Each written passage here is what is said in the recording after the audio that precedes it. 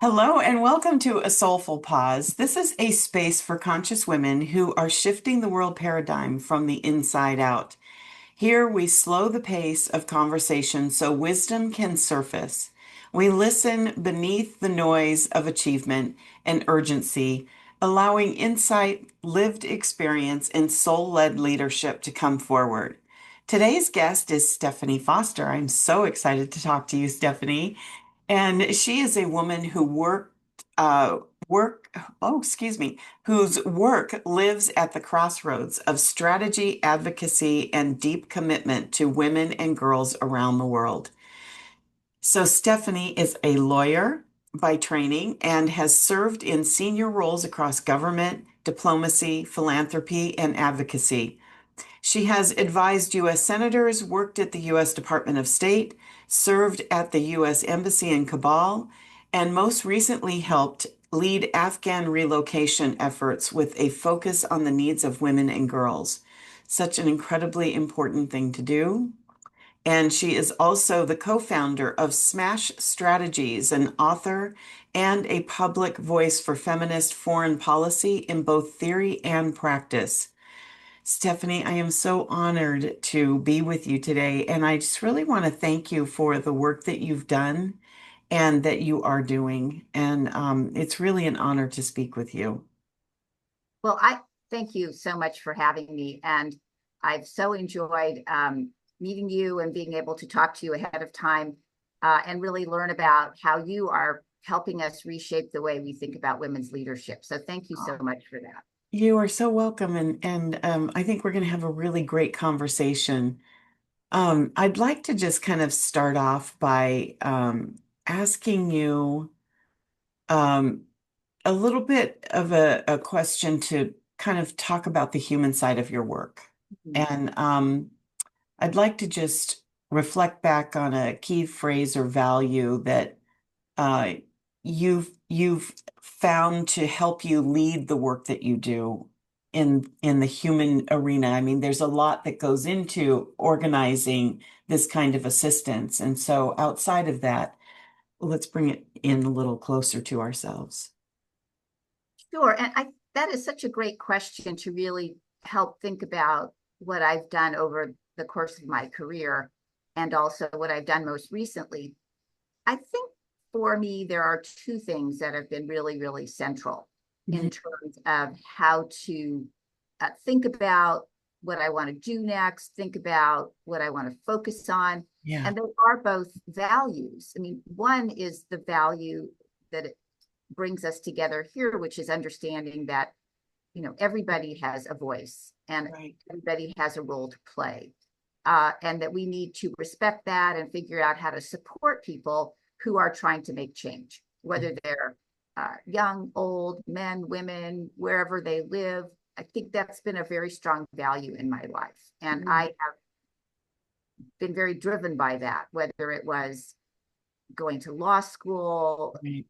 ensuring that I worked on issues about women in the legal profession, working on Capitol Hill, doing work around women in foreign policy. That's all been very, very critical. The Mhm. second value, which is related but a little different, is the idea that we all should listen to each other, but also feel like we can participate. And in decisions that get made about our lives, whether they're big decisions or little decisions, policy or an individual sort of thing that happens to you on a daily basis. And so those are the things that have driven what I've wanted to do over Mhm. the course of my career and have made me think a lot about how to best do that, how to best be supportive. And also, I think maybe the third value is to be respectful of other people. Mhm.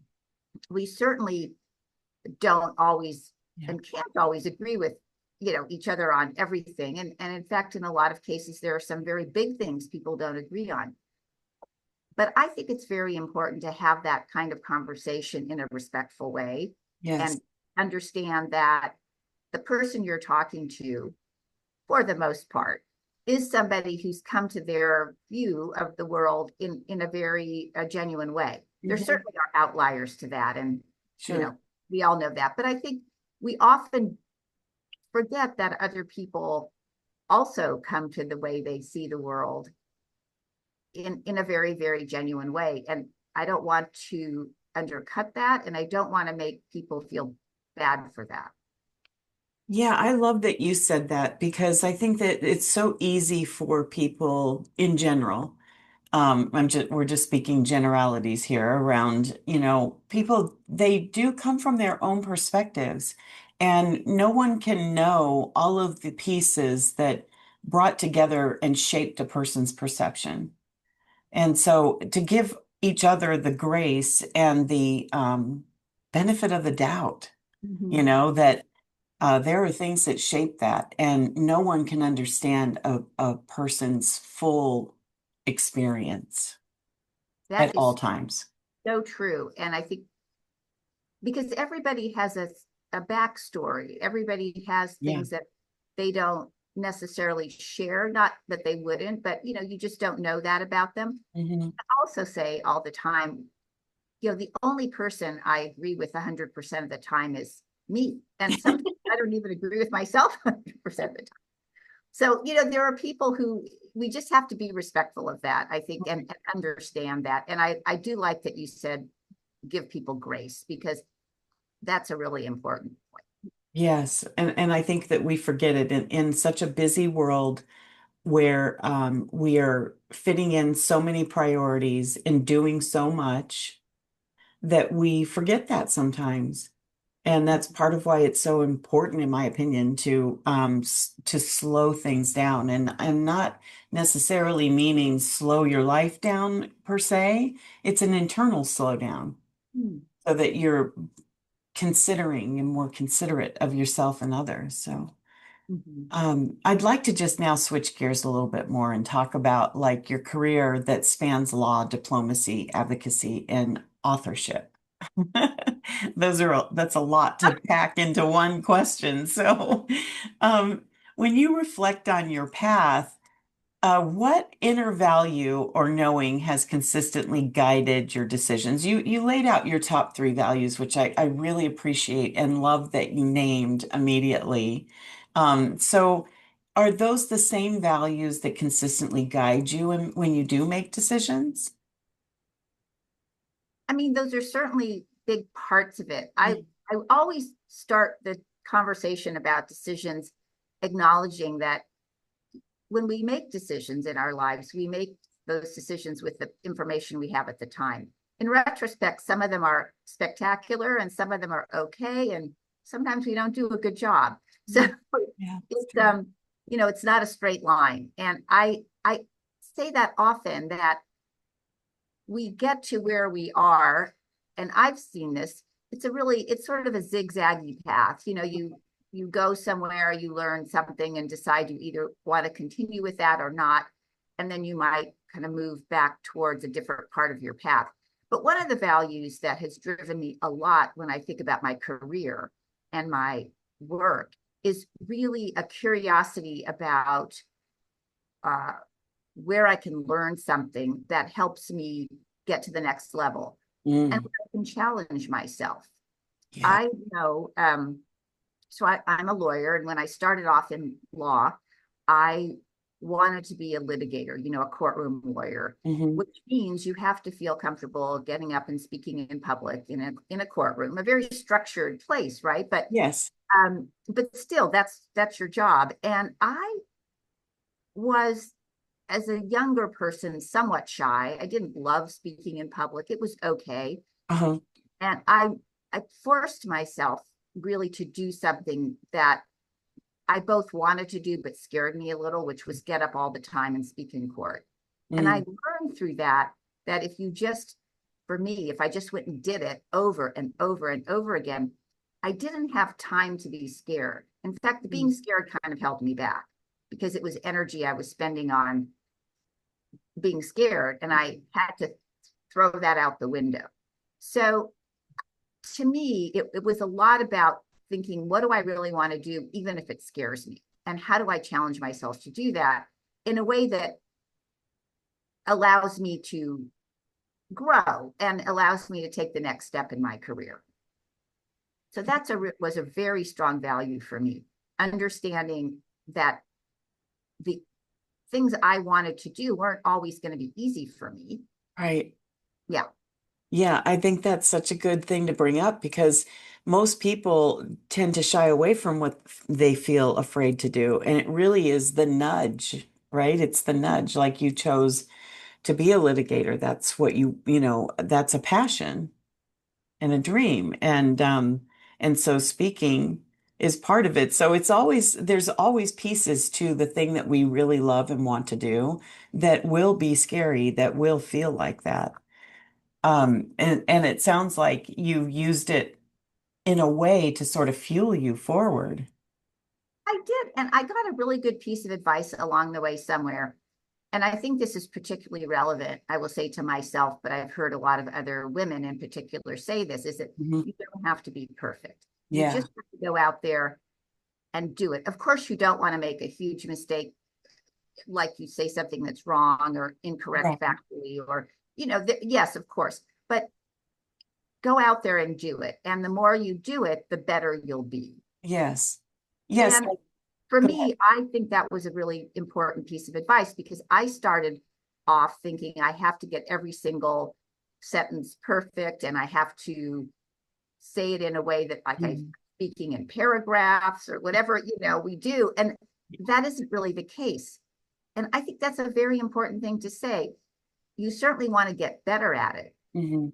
but getting better at it means you start at a place where you're not at 100%. That's right. And I think you learn more about shaping yourself in your own voice through that process of refining. Mm-hmm. So I really love that. And when you've worked inside like powerful systems where change can feel slow and complex, Mm-hmm.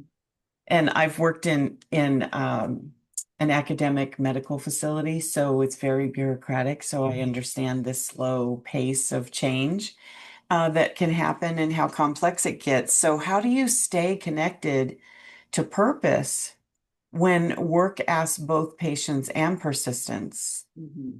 to be in the same space? Yes. Well, change, of course, happens because there are people both inside and outside the system pushing it, right? So Yeah. your advocacy in particular, but I think true all the time, understanding that there are people outside pushing the system, Hmm. advocating for change. Again, whether it's around a policy issue, say it's access to better research on women's health, just as Yeah. an example, which is a very important issue. Knowing that there are people outside who are good resources for you, they can help you. They can also be challenging because they're pushing you. They want you to do more than your institution probably allows you to do. Hmm. Uh, but understanding that relationship and feeling comfortable with that. I think part of being able to work in big institutions that are slow to change Right. and move by sort of consensus in an odd way, right? More people have to agree than disagree, Yeah.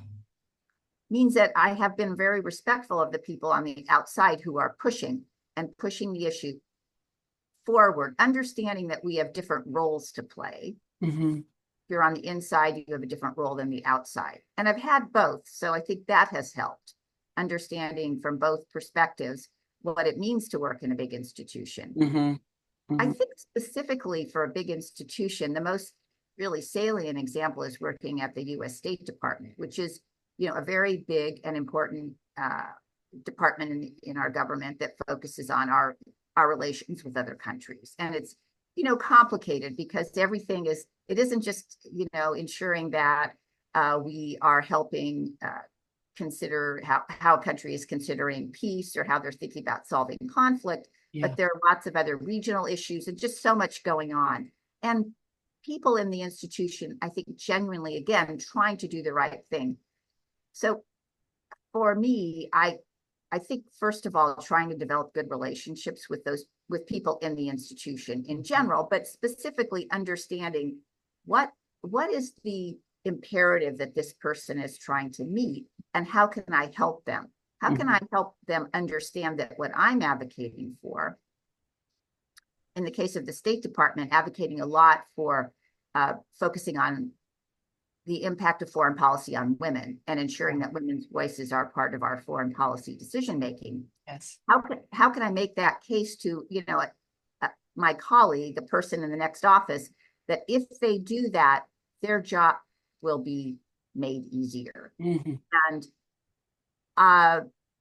it's not always easy, of course. I am somebody who I try to take the long view. Like, what is the long view?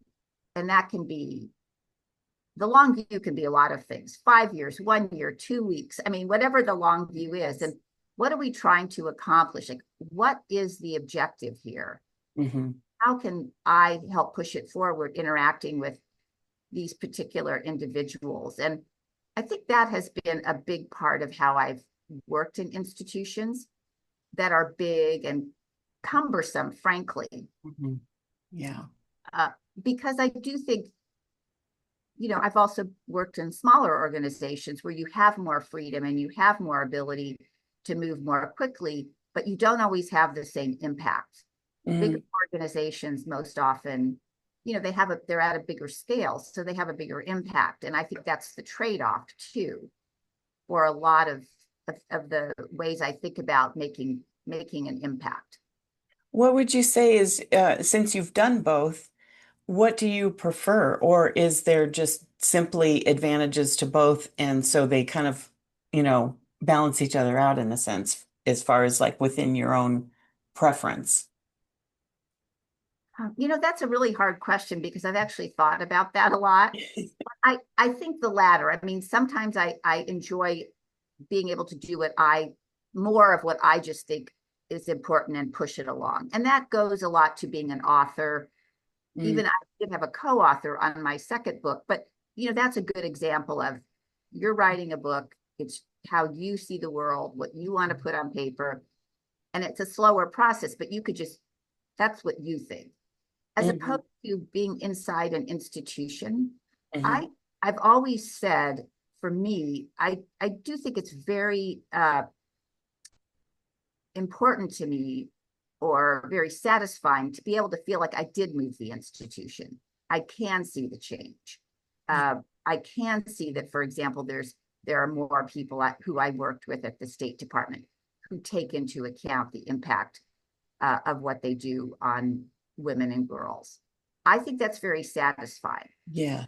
But it's a very different kind of satisfying than the feeling of writing something, or just being an entrepreneur and going out there and selling your product.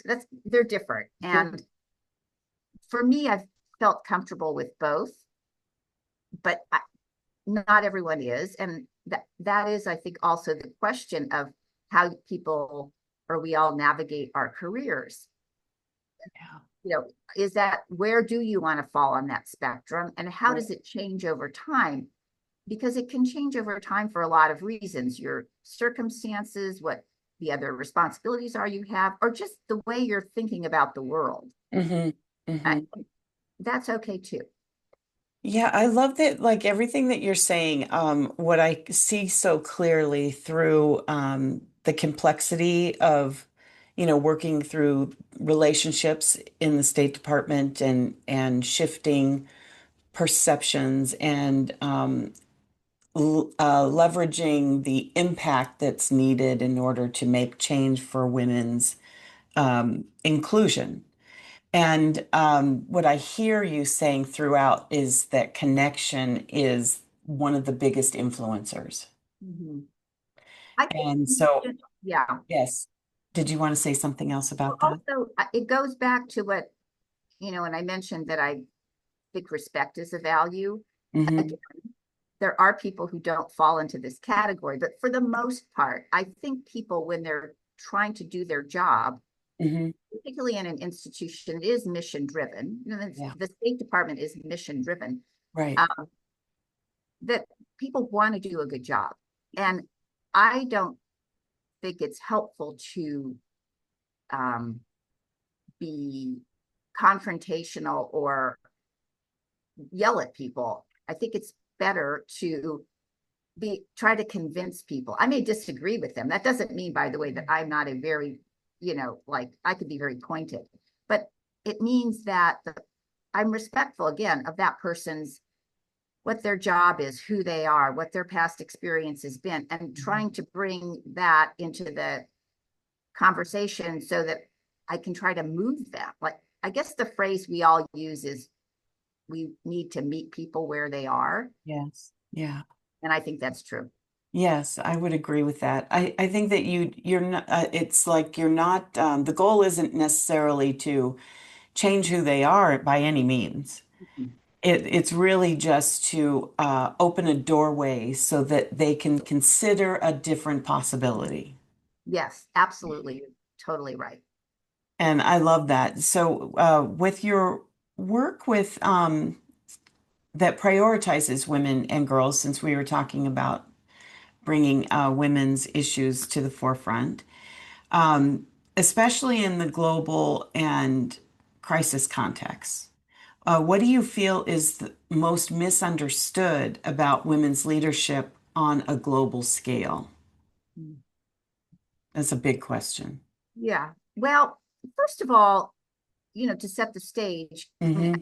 women are leaders in their communities most everywhere in the Yeah. world, with some exceptions at places, for example, like Afghanistan, where I worked, women aren't allowed to be leaders, although they still are, but in a different way. Yes. So I think one of the most misunderstood things is actually that often our norms are that men are leaders, Hmm. and in the public sphere especially, and women might be are leaders, but more in the private sphere, meaning the family. Right. I think women are leaders in every sphere, and we as a kind of collective globally uh, disempower ourselves when we don't use that talent, when we don't use everyone's talent and voices and perspectives to really reach decisions and bring people together. Hmm. Hmm. I often think we see collectively women as victims. And often women are, of course, victimized. Right. I mean, that's the reality of violence, especially in conflict, is often very directed at women, Yeah. and in non-conflict situations. But women are not we not only victimized, but are leaders and want to take time and have a role in shaping how to resolve those conflicts, Hmm. or how to move forward and build stronger societies. Yeah. I think that is something you and I, and many people intuitively know, but it isn't necessarily yet part of the, I think, overall global consciousness about what we need to do to deal with a very, very complex set of issues that we face in the world, right? War, um, a lot of food insecurity, health insecurity. I mean, the world, we could go on and on. Right. The rise in authoritarianism, all these things. And I think at times the fallback is we just need to have, men dealing with these issues because sort of they're of the norms around how we think about leaders.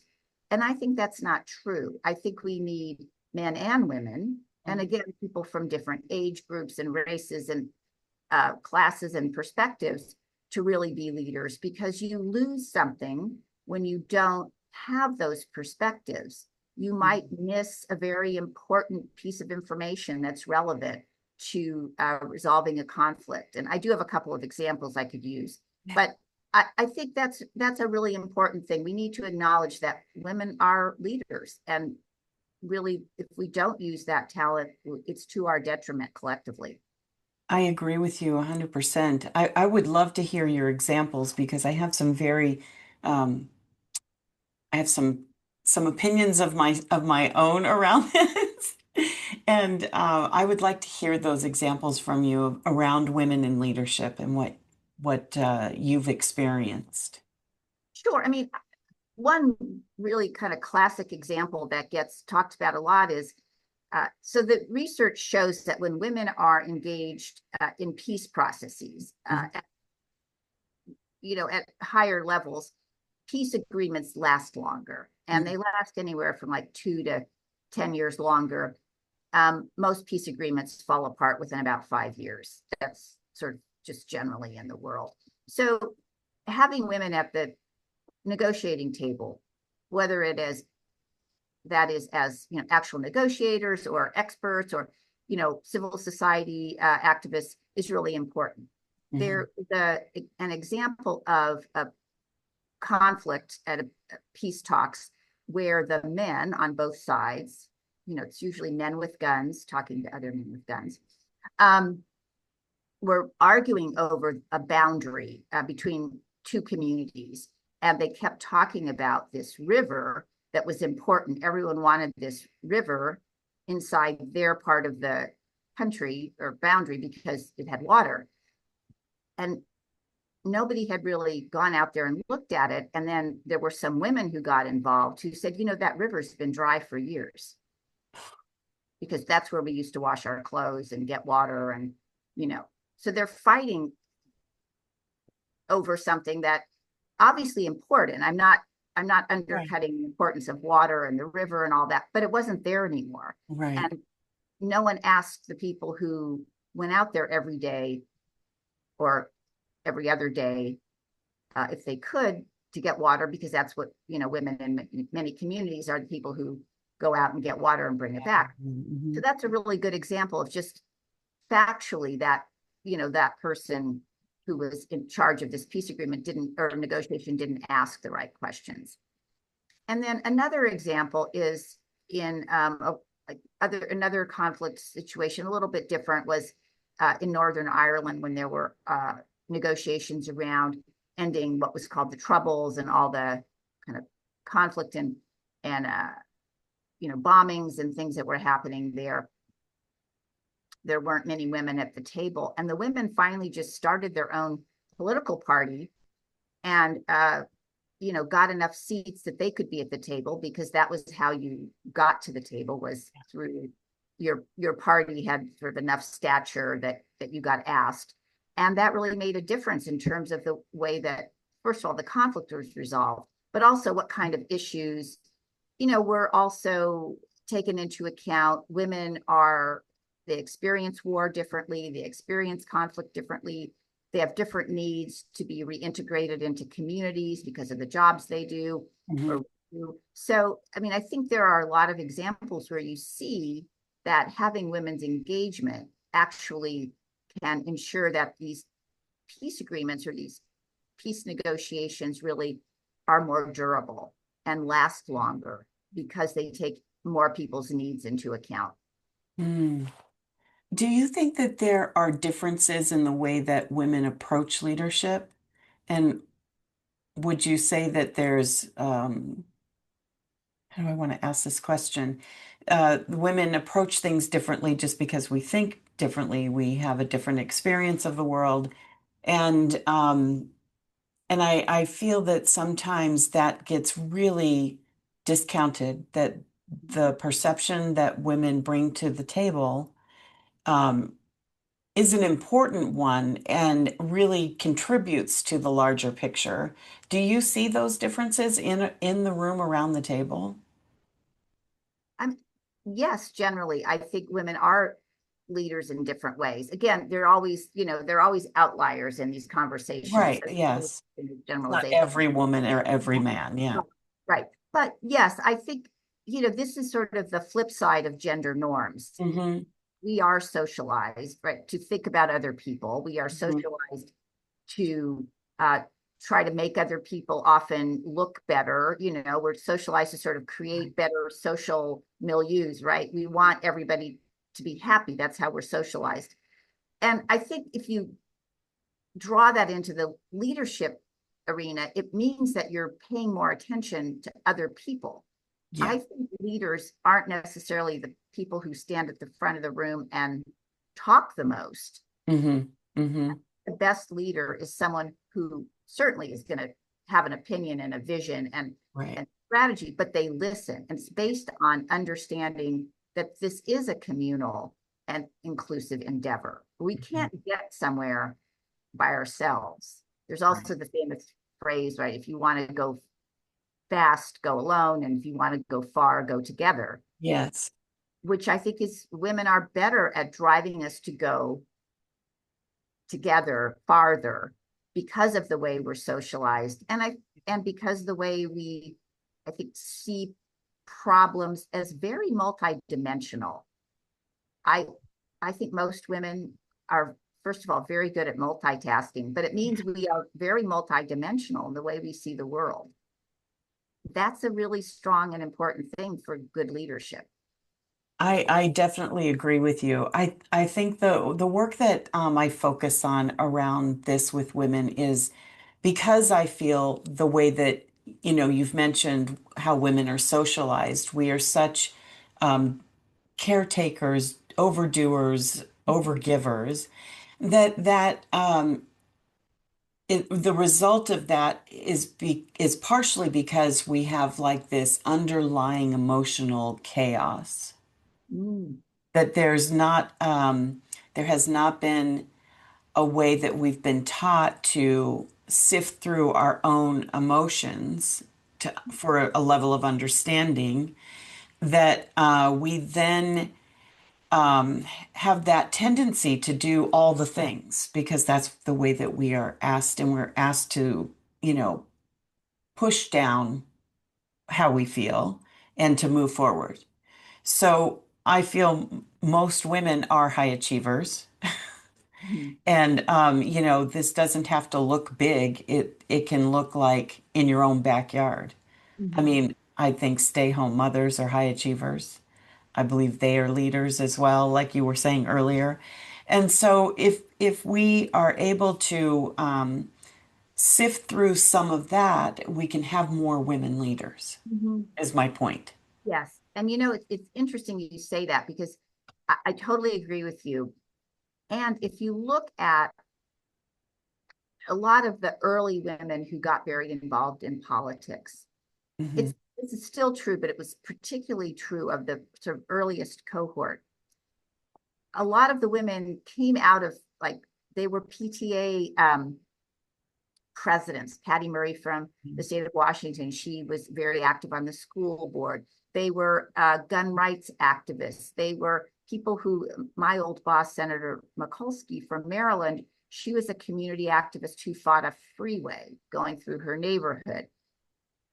And this is also true of men, but most men in politics, come from like they're business men, they're lawyers, they have that kind of classic Right. background.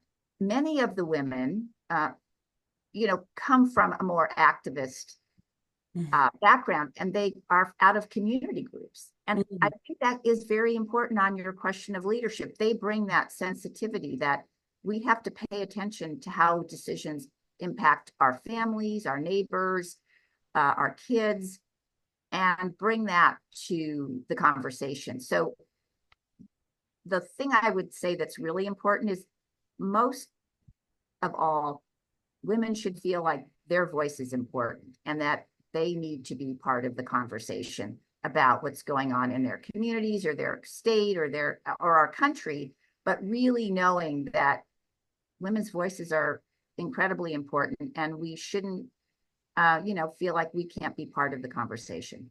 Absolutely. I agree. And I think that there can be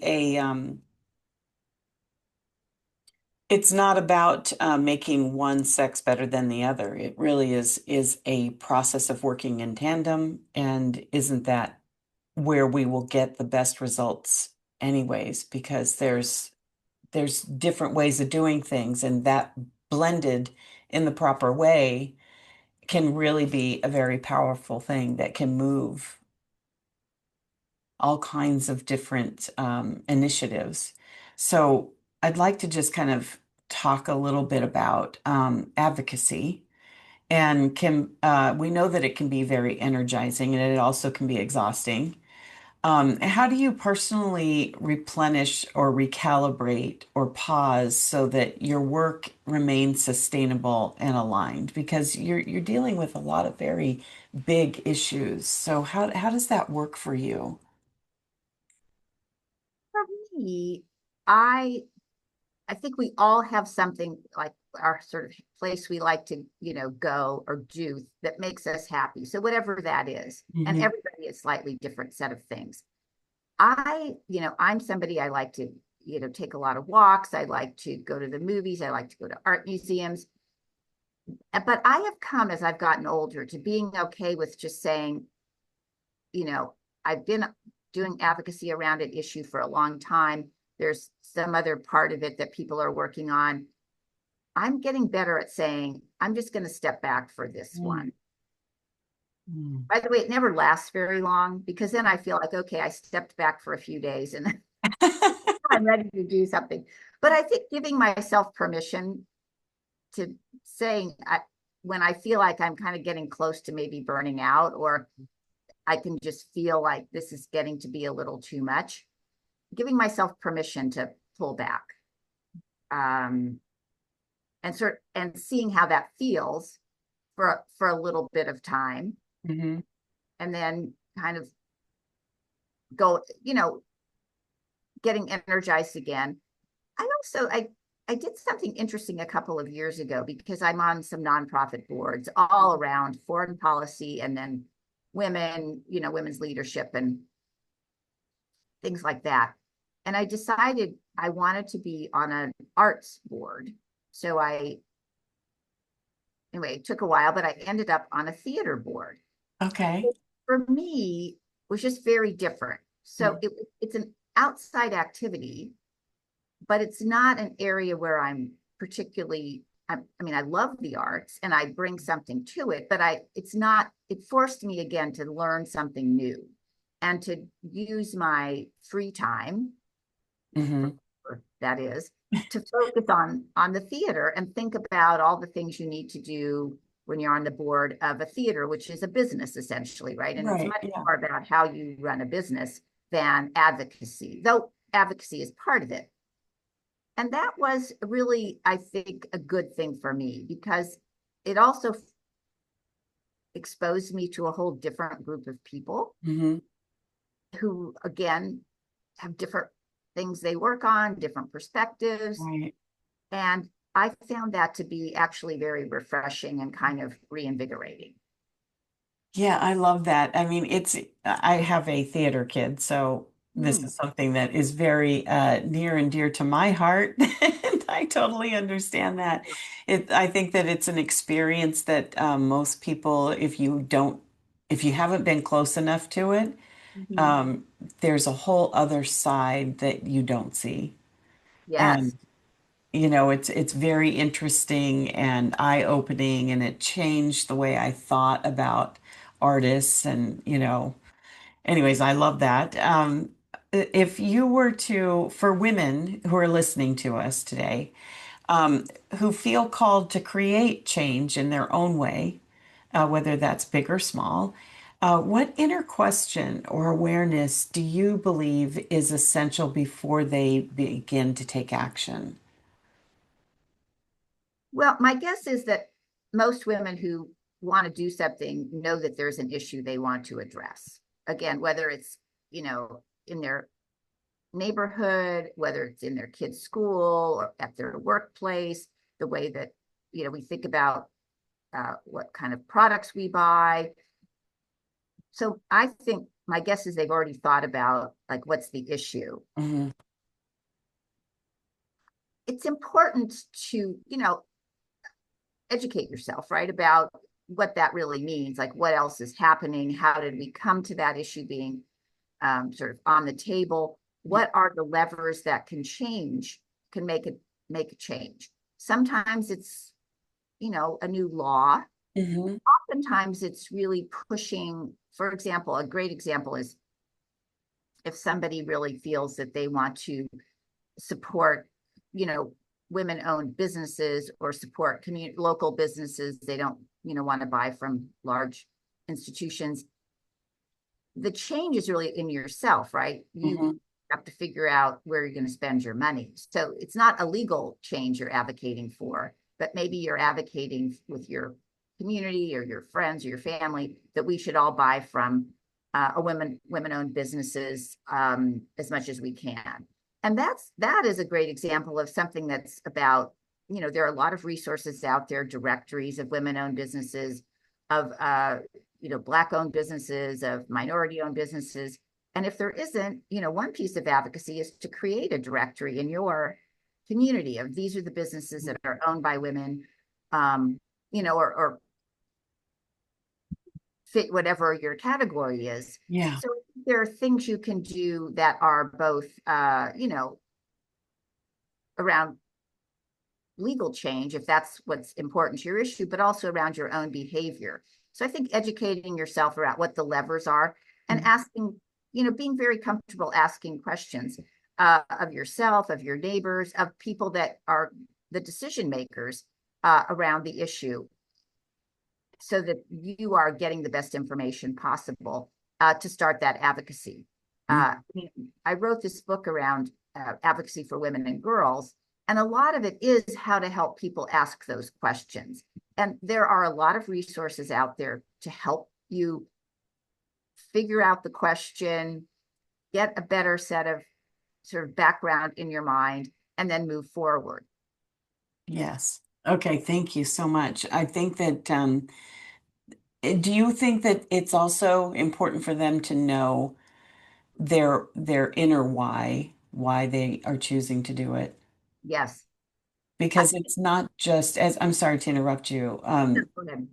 It's not just that they will. It's great to have a passion and an idea and to understand what it would take to do it all. It also is important for them to understand what it's going to mean internally, the output that it requires. Yes, and it's also important to have a solution to the problem. Hmm. Now, whether that solution actually ends up being implemented, I mean, some portion of it Right. hopefully will be. I think effective advocates are people who have a solution that they're putting forward. Again, whether you like it or not, from the outside, it's different than just saying, here's a problem and I'm really angry about it. Yeah. Yeah. Because, yes, but then where do we go?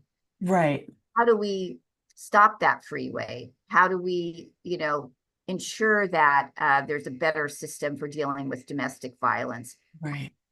There are many, many issues. How do we ensure that girls, have good access to the information they need about bullying or Hmm. all those sort of things Hmm. that happen to you when you're a teenager?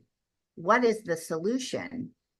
And I always say, to be an effective advocate, you want to be able to talk about the solution in a way that helps the listener understand why you're doing it and what would happen if they followed you, if Hmm. they were involved with you. Because it's very easy to say things like, I'm for good health care, or I'm mad about crime, or, all those things. But what is that? That doesn't, you can't visualize that. You Right. need, What's it translate to? right. What does it translate to? Yeah. Yeah, I think that's really good advice. So, anyone out there who is looking to do this, really do some inner homework and some outer homework, and really, because it's a kaleidoscope. There's so many different pieces that will integrate into the one issue that you're focused on, and so it's good to know what you're going to step into. And yeah, I love that. Thank you. I'd like to ask you, Stephenie, is there anything that you would like to make sure that the audience knows about your work, um, even your books, that where they can find them, where can they, you know, what can they do to help even further? So please go ahead and advocate and tell us what. Here we have them. Um, Beautiful. no, I think the most important thing, I mean, I feel I've been very privileged to work on a broad set of issues that are really important to me, but I think drive really positive change. Yeah. And, I've written these two books. I think the books are great, and we've gotten great play out of them. I've gotten a tremendous amount of opportunity to talk about them, with really audiences globally. But they are really a platform for me to do that. So they're available on, Amazon. They're available on Barnes and Noble. You can look on my website, which you probably will post it I somewhere. will. Yes, I'll Um, post all of this, by the way. so which has the books. It also has something I do want to also just give a shout out. I've started over the last few years an Advocate of the Year award, which and I've awarded it to a woman, an American woman who's worked in a space and really had a huge impact to empower women and girls. Mm, And they've been a very broad set of uh, groups that have received the award, several internationally focused, one focused on education in Afghanistan, one on working with uh, women who are quite poor in Egypt on economics, sort of how to get them more economically engaged. mhm. One is a woman who has a great group in Richmond, Virginia, very local, sort of helping young Black women, with leadership kind of training and mentoring and things like that.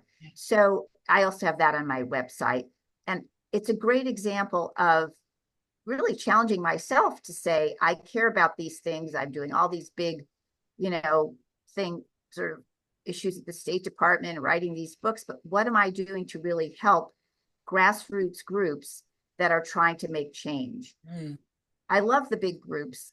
Nothing, I have nothing but good things to say about these, bigger charities, but I decided I wanted to really help smaller groups that were really at the grassroots, Mhm.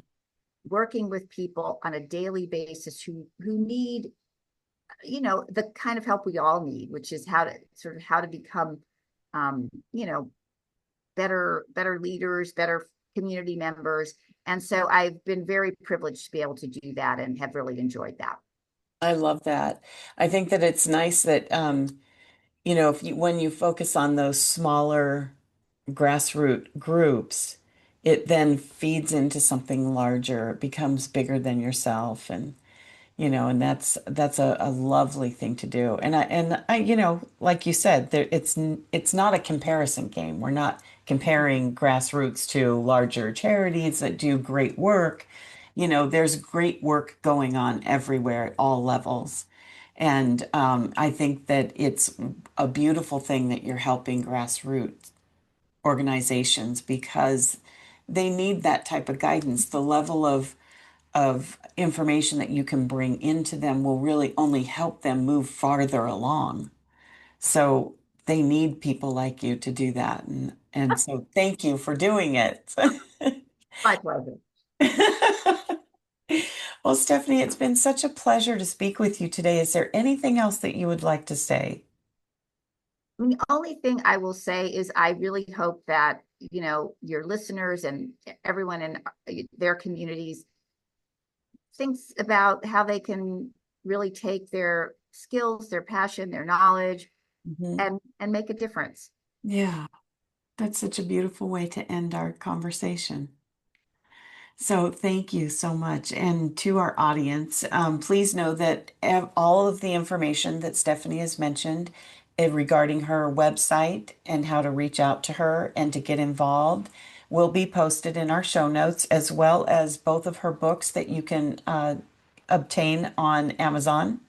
And so please do that if you are interested in advocacy and making change and shifts and the issues around women and girls and policy, right? Did I catch all of that correctly? Okay, good. And so thank you everyone for staying with us and listening, and we will see you next time. Thank you. Thank you for having me. Oh, yes, loved having you. Thank you.